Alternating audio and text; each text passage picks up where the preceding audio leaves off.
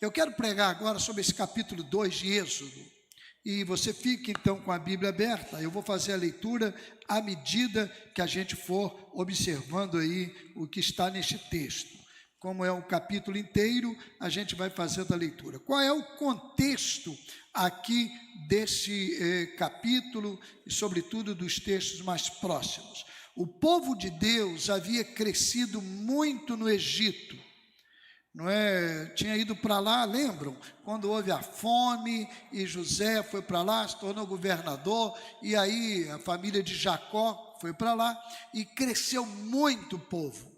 Aí levantou um rei que não tinha conhecimento da história de José e a importância dele naquele contexto. Nós estamos usando a narrativa de Gênesis. E esse povo muito grande e muito operoso criou uma espécie de sentimento de preocupação para a liderança. Esse povo vai trazer problema para a gente.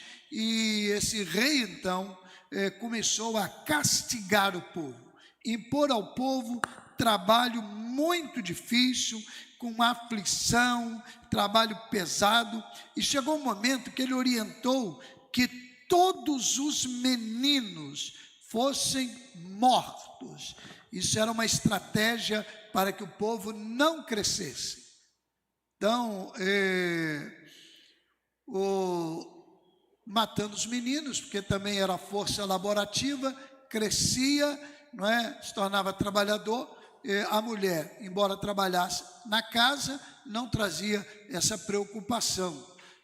Fosse hoje, talvez em alguns lugares, mandasse matar as mulheres, porque tem muito homem aí encostado, né? Então, as mulheres hoje estão com a força de trabalho impressionante, mas naquele tempo eram os homens. Então, matem os meninos. As parteiras, como que num ato de desobediência, ficaram constrangidas.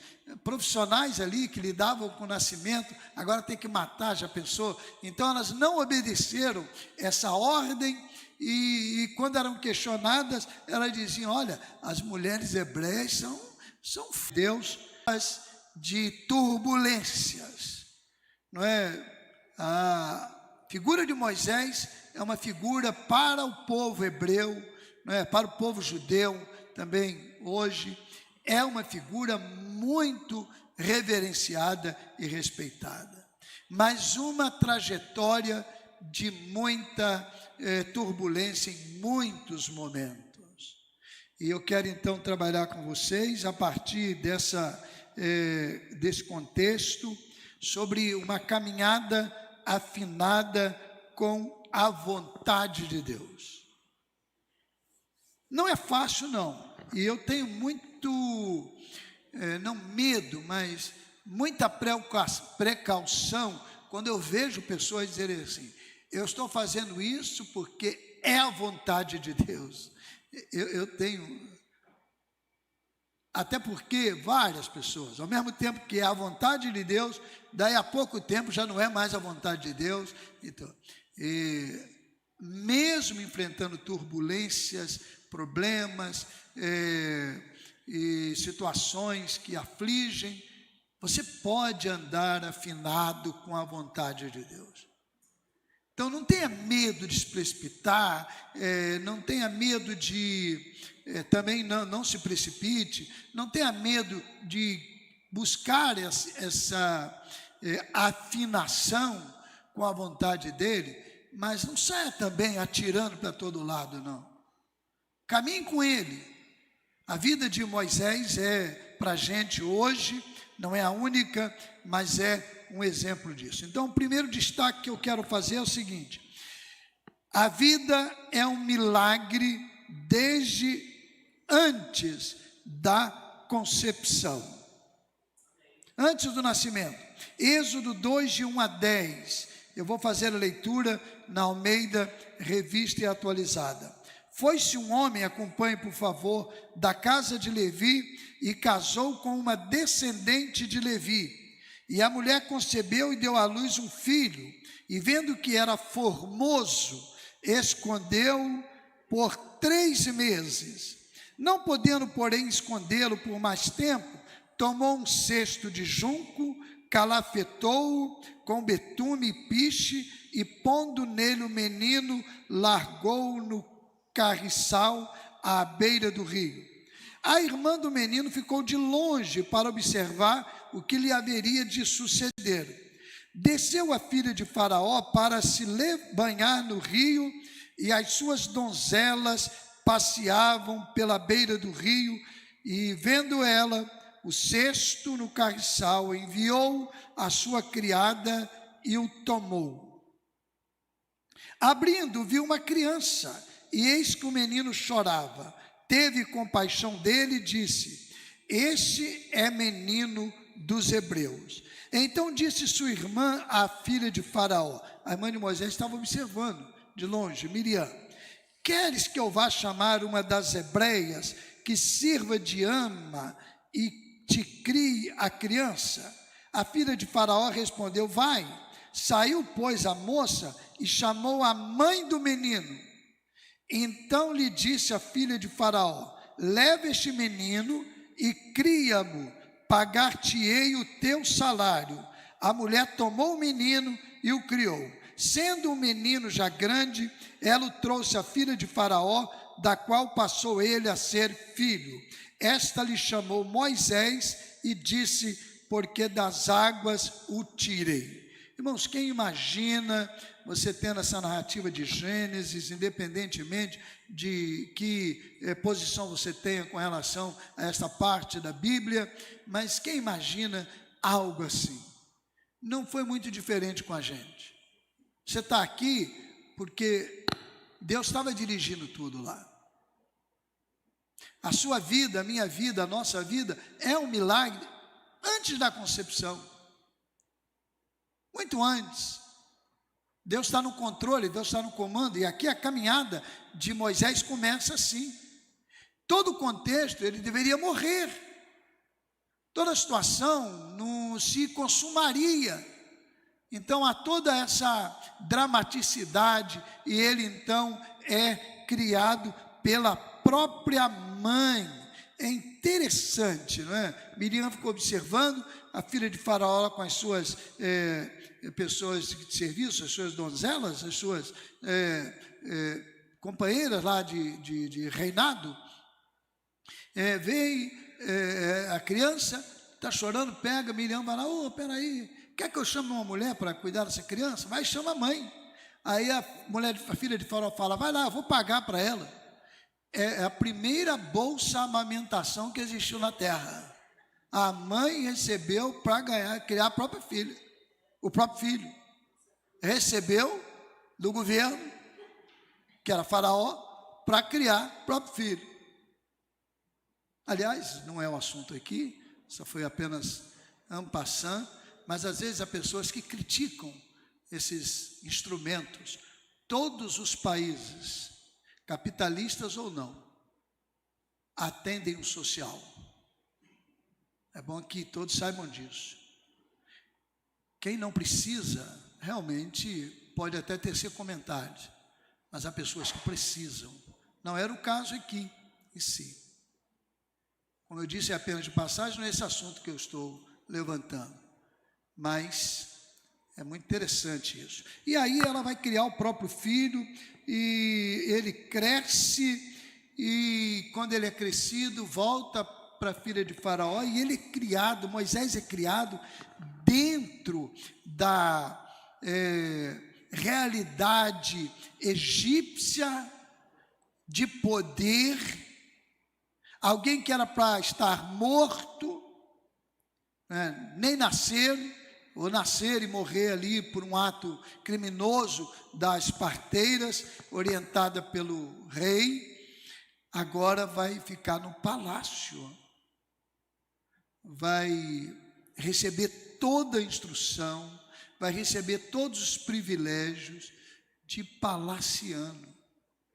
Isso é um milagre. Isso é um milagre. O Salmo 139, que exalta a onisciência, a presciência, a onipotência, a onipresença de Deus, diz que antes de você ser formado, Deus te viu ainda informe. Salmo 139, a partir de 13 e 16. Pois tu formaste o meu interior, tu me teceste no seio de minha mãe. Graças te dou, visto que por modo assombrosamente maravilhoso me formaste. As tuas obras são admiráveis, e a minha alma sabe muito bem. Os meus ossos não te foram encobertos. Quando no oculto fui formado e entretecido como nas profundezas da terra. Os teus olhos me viram a substância ainda informe, sem forma, e no teu livro foram escritos todos os meus dias, cada um deles escrito e determinado, quando nenhum deles havia existido. Uma caminhada afinada com a vontade de Deus passa por essa perspectiva, a consciência de que a nossa vida é um milagre de Deus. É um milagre de Deus. Você poderia não estar aqui, eu poderia não estar aqui, e como assim, provavelmente todos vocês, eu tive algumas experiências que eram para, e nada de envolvendo travessura não, mas coisas do dia a dia. Bebezinho, eu bebi soda cáustica, diluída, porque lavava roupa, já contei essa história aqui, não vou contar. Sofri 2 acidentes, nenhum deles culpa minha. Aliás, quando eu tive culpa, eu cochilei no volante e Deus me livrou no ar-condicionado, né? O carro só dançou lá um pouquinho, mas 2 vezes sem nenhuma culpa minha. Meu irmão, a sua vida é um milagre de Deus. Você tem 30, 40, 20, 50, 60, 70, 80. Irmão Darcy hoje acho que é o mais experiente aqui, 91. Então, não importa, sua vida é um milagre de Deus. Sua vida é um milagre de Deus. E andar afinado com a vontade de Deus passa por essa perspectiva. Em segundo lugar, Êxodo 2, 11 e 12, vamos para os versos 11 e 12, agora diz assim: naqueles dias, sendo Moisés já homem, já não é menino mais, criado, está no palácio, ele saiu a seus irmãos, ele sabia que ele era hebreu, ele sabia que ele era egípcio, não é? Aqui uma espécie de dupla nacionalidade. Então, ele sabia, mas ele sabia da sua origem, da sua relação com o povo hebreu. Então, ele saiu a seus irmãos e viu os seus labores penosos. Ele viu aquele povo sofrendo e viu que certo egípcio espancava um hebreu, um do seu povo. Então, o egípcio estava batendo, espancando um hebreu. Olhou de um lado e de outro, olhou e vendo que já não havia ninguém ali, matou o egípcio e o escondeu na areia. Qual é o segundo destaque que eu quero agora nesse texto? Tomar decisão na terra, sem olhar para o céu, é imaturidade ou insensatez. Moisés viu uma injustiça, um egípcio atacando um hebreu, e ele tomou as dores, ele foi agir, ele olha para os lados, vê, não tem ninguém aqui, aí mata o egípcio, faz uma cova na areia e enterra. Está vendo? Toda vez que você fala assim, o mundo hoje está muito difícil, lembra de Caim? Hein? Lembra agora de Moisés? O homem sempre foi o mesmo, irmãos, desde a entrada do pecado. Essa história de coisa está difícil, isso é balela. Você está dizendo que você nasceu no tempo errado, que Deus fez você nascer no tempo errado quando você admite isso. Isso tudo está embutido. Sempre foi difícil. Moisés matou um egípcio, abriu uma cova, enterrou. Quem é advogado aqui? Eu acho que não tem ninguém aqui hoje advogado. Cadê os advogados aqui? Então, eu não sei, mas isso é o quê?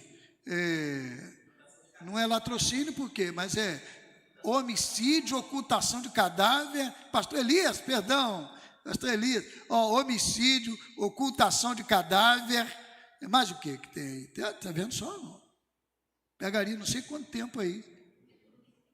Moisés, Mas o texto tem um detalhe interessante. Ele olhou para os lados. Não tem ninguém aqui. Ele não olhou para o céu para pedir a Deus orientação. Às vezes a gente, na caminhada nossa, quer uma caminhada afinada com a vontade de Deus, mas a gente só olha para a terra e toma as decisões com os fundamentos da terra. Ele olhou de um lado para o outro, não olhou para o céu. Céu é símbolo da presença de Deus. Colossenses 3, 1 e 2 diz assim: portanto, se fostes ressuscitados juntamente com Cristo, buscai as coisas lá do alto, onde Cristo vive, assentado à direita de Deus. Pensai nas coisas lá do alto, não nas que são aqui da terra. Quando nós pautamos nossa caminhada voltados apenas para as coisas da terra, a gente se dá mal. Moisés olhou para o lado, não quis saber a vontade de Deus. Isso é um sinal de imaturidade e até pode ser também de insensatez. E olha, muito cuidado com o que você faz quando ninguém está vendo. Cuidado. Quando nós tivermos a percepção de que ninguém está vendo, muito cuidado. A coisa é terrível. Moisés olhou e falou: não tem ninguém aqui, eu mato esse cara, enterro, está tudo resolvido. Isso é tomar decisão na terra sem buscar a ajuda do céu. Terceiro lugar, Êxodo 2, de 12 a 14, segue o texto, dizendo assim: olhou de um lado para o outro, eu estou repetindo 12, porque já foi lido, e vendo que não havia ninguém ali, matou o egípcio e o escondeu na areia. Saiu no dia seguinte, e eis que 2 hebreus estavam brigando, e disse ao culpado: por que espancas o teu próximo? O qual respondeu: quem te pôs por príncipe e juiz sobre nós? Pensas matar-me como mataste o egípcio? Temeu, pois, Moisés e disse: com certeza o descobriram. Informado desse caso, procurou Faraó matar a Moisés. Porém, Moisés fugiu da presença de Faraó e se deteve na terra de Midian e assentou-se junto a um poço. Qual é a aplicação aqui agora? Na caminhada afinada com a vontade de Deus, você não pode assumir o lugar de Deus. Moisés viu o egípcio espancando um hebreu, falou: eu vou resolver, eu vou matar. Ele não tinha direito sobre a vida. Depois ele viu 2 hebreus brigando, e ele disse: eu vou separar essa briga. Então um deles diz: olha, como é que é a história? Você vai me matar também? Na verdade, esses 2 eventos sinalizam uma atitude que muitas vezes nós tomamos na caminhada. E a gente quer uma caminhada afinada com a vontade de Deus, mas a gente toma atitudes que não são para a gente tomar. São atitudes que Deus é quem vai dirigir. Deus é quem vai fazer. Deus é quem vai orientar. Moisés pensou que ninguém tinha visto, provavelmente ninguém viu. Não se sabe se aqueles 2 hebreus que estavam brigando, um deles era um que foi livre do espancamento do egípcio, não se sabe, mas certamente ele contou para outro e para outro, e daqui a pouco ficaram sabendo os hebreus: Moisés livrou fulano e tal. Conclusão, agora está todo mundo sabendo, e é curioso, é do próprio povo hebreu que sai a conversa, não, então a acusação não, mas a informação, e que deixa Moisés cheio de medo, porque aí Faraó toma conhecimento. Foram entre os hebreus. Moisés tinha livrado aparentemente atitude boa de Moisés, mas ele estava ali sinalizando agir no lugar de Deus. Às vezes a gente toma atitudes também aparentemente boas, mas nós vamos complicar as coisas, porque assumir o lugar de Deus é uma insensatez. Agora não é imaturidade, mas não, é insensatez. Primeiro, porque você não tem autoridade sobre a vida de ninguém. Eu fico olhando às vezes gente com tanta facilidade, cada um é responsável por si, mas aplicar juízo sobre os outros. Ah não, gente, assim tem que morrer mesmo. Você sabia que tem muitos missionários que, se eles tivessem sido condenados por uma pena fatal, eles não estariam pregando o evangelho hoje? Eu tenho um amigo, é missionário, já esteve aqui na igreja, ele já foi preso, sei lá, dezenas de vezes, nos presídios horríveis que tinha na época. Não era o nome FEBEM não, porque não era no estado aqui não, em outro estado acho que é outro nome. Terrível. É um pastor hoje, um pregador do evangelho, um homem que ganha almas para Cristo. Aí eu vejo cristãos tomando o lugar de Deus, e a gente tende também a isso, a nossa carnalidade. Nós precisamos fazer uma série de reflexões sobre que evangelho que a gente crê, que evangelho que a gente está adotando. Vocês lembram de Davi quando numerou o povo, e que aí veio um castigo? Lembram lá daquele lance? Foi dado a Davi umas alternativas. Qual foi a alternativa que Davi escolheu? Cair na mão dos homens ou na mão de Deus?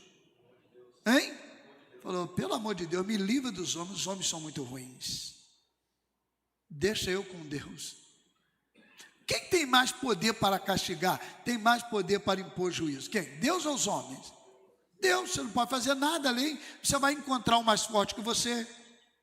Você vai encontrar o mais poderoso que você. Então os homens não têm. Ele poderia reagir, ele fala, não, olha, me deixa na mão de Deus, porque Deus é misericordioso, e Ele vai poder olhar para mim. Não assuma o lugar de Deus. Nós somos servos, somos criaturas, nós somos dependentes. Deus sabe o melhor caminho. Então a gente não tem autoridade, não é, para julgar. A gente não conhece tudo que envolve um problema. Por isso que ouvir dois lados, e mais de uma vez, e ponderar, contar até 10, 20, 50, é um caminho que nos ajuda. Por quê? Porque nós não temos conhecimento de tudo que envolve um problema. Terceiro, você não é capaz de apresentar uma saída. Nós não somos capazes de apresentar uma saída, uma nova perspectiva. A gente vai muito pelas emoções, a gente vai muito pela imposição da cultura. A gente não tem uma saída que Deus é capaz de dar. Deus é capaz de fazer. Então é por isso que a gente não pode assumir o lugar de Deus. Uma caminhada afinada com a vontade dEle passa por esse cuidado. Toda vez que agirmos ou reagirmos na base da força da carne, complicamos ainda mais a situação. Se Moisés tivesse separado aquele egípcio, sei lá, usasse até de alguma força, se ele era mais forte do que o outro, separasse para lá e deixasse, vamos parar de brigar, e tudo bem. Não, foi agir na força, complicou mais a situação ainda. Ele tem que fugir. Em quarto lugar, a partir do verso 14, melhor, a partir do verso 15, informado desse caso, procurou o faraó matar a Moisés, porém, Moisés fez o quê? O que está na sua versão?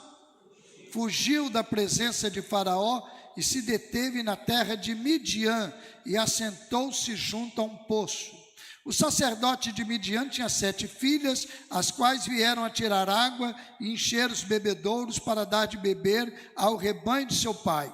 Então vieram os pastores e as enxotaram dali. Moisés, porém, se levantou e as defendeu e deu de beber ao rebanho. Tendo elas voltado a Reuel, seu pai, este lhes perguntou: por que viestes hoje mais cedo? Responderam elas: um egípcio nos livrou das mãos dos pastores e ainda nos tirou água e deu de beber ao rebanho. E onde está ele? Disse às filhas: por que deixastes lá o homem? Chamai-o para que coma pão. Moisés consentiu em morar com aquele homem, e ele deu a Moisés sua filha Zípora, a qual deu à luz um filho, a quem ele chamou Gerson, porque disse: sou peregrino em terra estranha. Então, o ponto que eu quero destacar aqui agora é o seguinte: retirar-se, ficar recluso, não é atitude de covardia, é sinal de prudência. Não é um covarde quem se aquieta, é um prudente. Moisés soube que Faraó ia matá-lo. Deixa eu me esconder um pouco, deixa eu ficar num lugar distante. E ele saiu. Naquela época não tinha hoje esse controle, né? Para onde você vai, alguém pode seguir você. Você é monitorado o tempo todo. Isso é bom. Isso inclusive ilustra como que Deus é capaz. Se o homem com tecnologia foi capaz de acompanhar, então se eu sair daqui agora e viajar, o Sumar pode saber onde eu estou. Através do satélite, celular ligado ali, linkado ali. Eu não sei como é que faz, não, mas eu sei que faz. Então linka lá, mas vai saber onde eu estou. Localização não, mas aí eu tenho que acionar a localização. Independente disso, a pessoa mesmo pode já partilhar isso. É importante, inclusive, porque você vai acompanhando. Naquele tempo não tinha. Qualquer quilometragem, por menor que fosse, escondia você. E aí Moisés vai e se esconde, se retira, se reclusa. E é tão interessante, tão legal, porque o que acontece? Ele vai, chega lá, umas mulheres vai pegar lá água para dar ao gado, e aí ele vê que elas estão sendo atrapalhadas pelos pastores. Tem pastor que atrapalha mesmo, entendeu? Não é o caso lá, pastor de ovelhas, como no caso, né? Eu espero que não seja uma ilustração para a gente aqui, os pastores que estamos aqui, né? Não é? Mas se a gente não tomar cuidado, e aqueles pastores lá atrapalhando as mulheres, coitado. Aí Moisés foi lá e falou assim: olha, por favor. Moisés era meio danadinho, né? E ele defendeu as mulheres, e elas deram água rapidinho e voltaram. Pai, o que houve hoje? Vocês, teve um homem lá que defendeu a gente, alimentamos bem, mas cadê ele? É muito curioso. Moisés vai para Midian. Midian significa terra de conflito, de julgamento. Moisés vai parar na casa de Reuel. Reuel significa amigo de Deus, ou pastor de Deus. Olha só, Moisés separa os pastores de ovelha, vai para a casa de Reuel. Tudo isso pode ser uma construção sem sentido para muitos, mas que curioso, ele vai parar lá, ele é amparado, ele foi para lá sozinho, e agora ele já tem uma mulher, e agora já tem um filho. Gerson é o nome do seu filho. Que coisa interessante. Retirar-se não é atitude covarde, é atitude de prudência. E no retiro, Deus pode agir ajudando para que a caminhada seja mais afinada com a vontade dEle. Tudo isso acontece nesse momento. Retirar-se evita confronto, tem tempo para reflexão, é uma oportunidade para amadurecimento, cria possibilidade de crescimento. Moisés chegou lá sozinho, como diz aí o ditado popular, como é que como é que fala mesmo?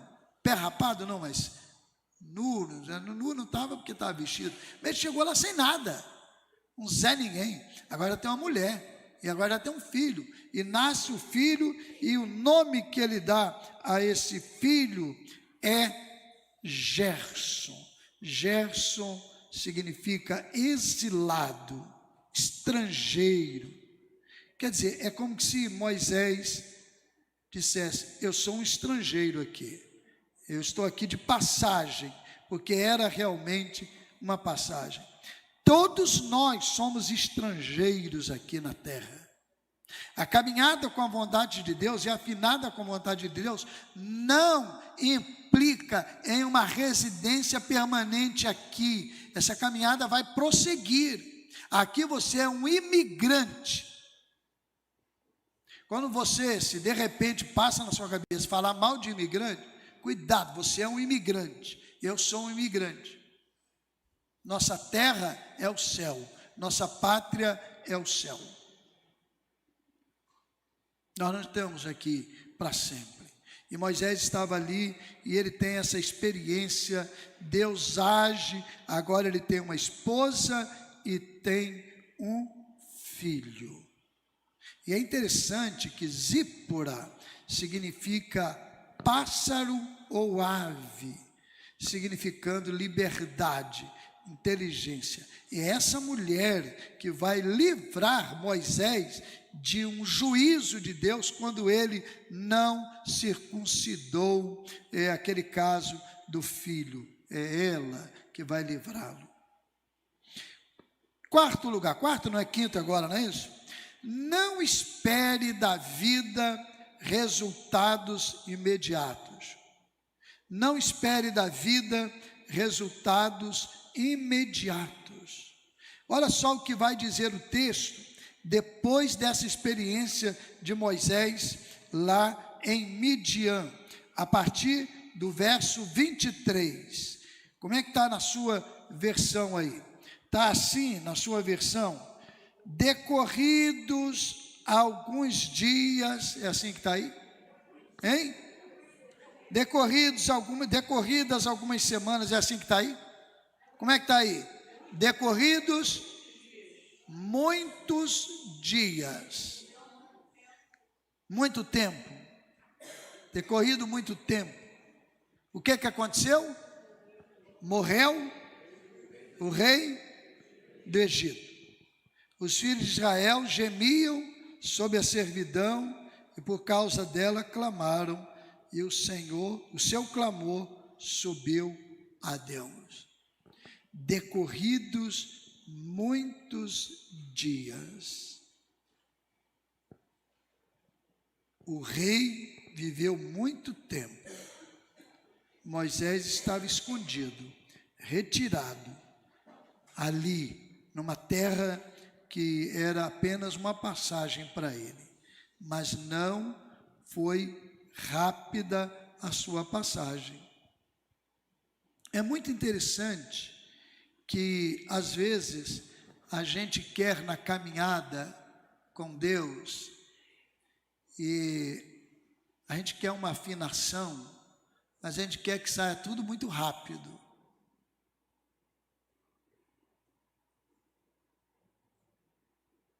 E às vezes a coisa demora. Sabe por quê? Porque os tempos não estão nas nossas mãos. A gente não é capaz de decidir nada, se Deus não permitir. E quando a gente decide fora de um tempo de amadurecimento, de crescimento com Ele, eu não estou dizendo que é fácil saber qual é a vontade dEle, eu repito isso sempre, é muito difícil. Então não saia tomando decisão e falando que é Deus que está mandando tomar, não, porque você pode, desculpe o termo, né? Muito carinho, eu também posso quebrar a cara. Porque às vezes a coisa vai levantar, vai demandar tempo. Diz o texto que decorridos muitos dias, aquele rei morreu. Tudo passa, tudo passa. Aquele rei passou. Moisés agora pode retornar. Mas ele não estabeleceu o tempo, não. Por ele voltava na outra semana. Por ele voltava no outro dia. Mas ele não. Ele aguardou. Ele aguardou com medo, circunstâncias desfavoráveis. É muito mais prudente a gente aguardar por obediência. Porque às vezes a vida tem que impor um momento de retiro, de reclusão, porque nós não esperamos o tempo certo. Moisés no início não esperou o tempo certo, não agiu da maneira correta. E olha, há um detalhe: a nossa bem-sucedida caminhada não será definida apenas por fazer a coisa certa, mas é por fazer a coisa certa no tempo certo, do jeito certo, não é? E da forma que Deus orientar, a nossa caminhada vai ser assim. Não é apenas fazer a coisa certa. Às vezes a coisa é certa, mas o tempo não é certo. Às vezes a coisa é certa, mas o jeito de se fazer não é certo. Às vezes a coisa é certa, mas nós não estamos preparados para aquele momento. Então, Moisés já aprendeu e agora ele tem que sofrer na pele muitos dias aguardando que aquilo seja consertado. É muito melhor aguardar obedientemente, sem precipitação. Mas eu preciso encerrar. Verso 23 termina assim: o seu clamor subiu a Deus. Diz o verso 23 que decorridos muitos dias morreu o rei do Egito, os filhos de Israel gemiam sob a servidão e por causa dela clamaram, e o seu clamor subiu a Deus. Via de regra, as grandes conquistas levam tempo para acontecer, e também recomeço pode demandar bastante tempo. Um erro cometido pode exigir muito tempo para ser corrigido. Em último lugar, versos 24 e 25, ouvindo Deus o seu gemido, lembrou-se da sua aliança com Abraão, com Isaque e com Jacó, e viu Deus os filhos de Israel, e atentou para sua condição. O verso 23 termina: o seu clamor subiu a Deus. O verso 24 começa: ouvindo Deus o seu gemido. É assim que começa o 24. Deus ouve o gemido. Os versos 24 e 25 apresentam 4 atitudes de Deus: ouvir, lembrar-se, ver e atentar. Ouviu Deus o seu gemido, lembrou-se da sua aliança com Abraão, com Isaque e com Jacó. Viu Deus os filhos de Israel, atentou para sua condição. Deus está acompanhando a sua história, a nossa história. Nós não estamos sozinhos na caminhada. Quando você não suportar, quando não suportarmos, Deus nos carrega no colo, se for preciso. Poema Pegadas na Areia. Eu só via 2 pegadas, Senhor, nos momentos mais difíceis. Até então, quando tudo estava tranquilo, o mar era um mar de almirante, o céu era de brigadeiro, 4 pegadas na areia. Mas na hora da estrada do Calvário, dos vales cheios de pedras, só as minhas pegadas estavam na areia. O Senhor me abandonou. Então eu ouvi a voz de Deus. É engano seu. Aquelas 2 pegadas na areia, na hora do vale, na hora da estrada do Calvário, não eram as suas pegadas, eram as minhas. Porque na hora você não suportaria, eu peguei você no colo e carreguei você no colo. Eu resumi o poema Pegadas na Areia. E talvez o resumo tenha estendido mais ainda do que o próprio poema. Mas é assim que acontece. Deus está na caminhada com você. Ele não está dormindo. Descanse. Deus está acompanhando a sua história. Deus está orientando todos os passos se a gente depender dele. Deus está cuidando de tudo. A gente não precisa se apavorar. A gente pode ser prudente, pode ser previdente e deve ser cuidadoso, sim. Mas olha, nada disso, nada é capaz de alterar qualquer coisa na caminhada minha aqui na vida. Tudo depende do Senhor. Você quer uma caminhada afinada com a vontade de Deus? Você deseja caminhar dentro dessa perspectiva de vontade do Senhor, mesmo com falhas, com dificuldades, muitas vezes errando, não é? Tendo aqui deslizes e ali. Lembre-se, sua vida é um milagre antes da concepção. Tomar decisão na terra sem olhar para o céu é imaturidade. Assumir o lugar de Deus é insensatez. Retirar-se não é atitude covarde, é sinal de prudência. Não espere da vida resultados imediatos. Descanse, Deus está conduzindo a sua história. Fique em pé, vamos cantar ao Senhor, vamos adorar o nome dEle.